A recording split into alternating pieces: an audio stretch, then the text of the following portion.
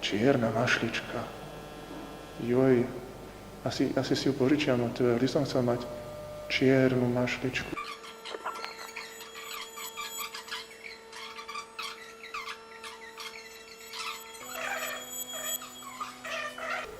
Súťažná kariéra, tak zaútočí.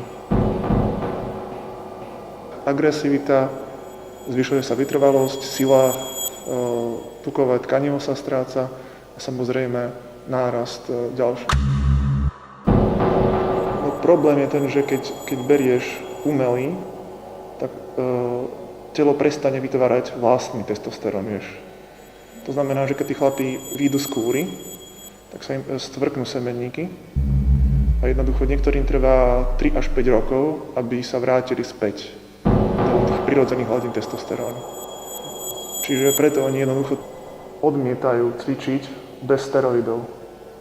Čiže oni jednoducho, ak si videl niekedy Arnieho, ako vyzeral mimo súťaží, tak vyzeral taký trochu hrubší atlét, potom si dal steroidy a za 3 mesiace bol z neho úplne čeľa.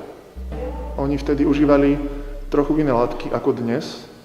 Vlastne kvôli tomu Arnie mal operáciu srdca v podstate.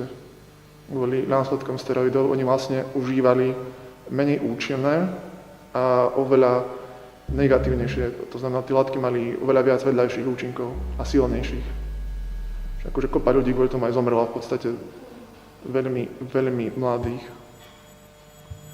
A Arnie mal šťastie, no.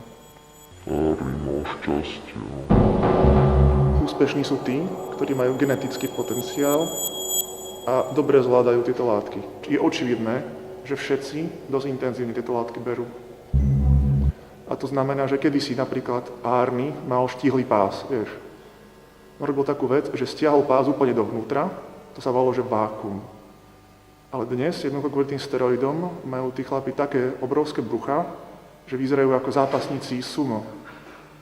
Ale úplne vážne, oni keď vypustia brucho, tak vyzerajú ako keby boli tehotní. Aj keď nemajú žiaden tuk. Čiže oni sú v podstate úplne sa vzdialili od toho ideálu, že široké ramená a úzky pás. A ešte keď sú mimo sezóny, tak sú úplne tlsté prasatá z nich. Čiže toto všetko sa v podstate stalo za posledných 20 rokov.